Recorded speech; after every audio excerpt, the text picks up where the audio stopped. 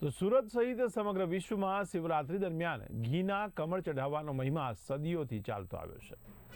ગઈકાલે શિવરાત્રીના દિવસે પણ સુરતવાસીઓએ શિવાલયોમાં ઘીના કમળ ચઢાવ્યા હતા।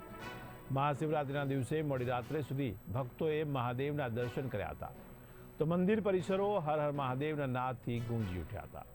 મોડી રાત્રે ભક્તોએ જળ અને દૂધના અભિષેક કર્યા, તો સુરતના કુબેર ભંડારી મંદિરમાં ભક્તોએ રાત્રિના પ્રહરની પૂજા કર્યા બાદ ઘીના કમળ ચઢાવ્યા હતા।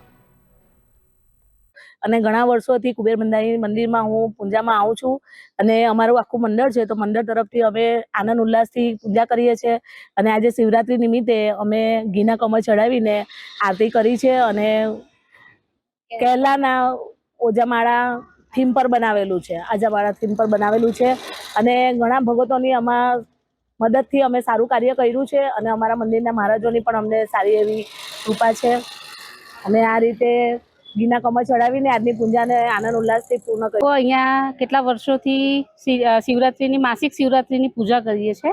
અમે લોકો આજે બી શિવરાત્રીની પૂજા હર્ષો ઉલ્લાસથી કરી અને તે છતાં આજે અમે લોકો કેરેલાના આજીમાળાના થીમ પર અમે ઘીના કમળ ચડાવવામાં આવ્યા છે। એની થીમ પર આ કુબેર ભંડારી 84 ડેરીની સામે છે, તે અમે લોકો વર્ષોથી અહીંયા સારી રીતે પૂજા કરીએ છીએ।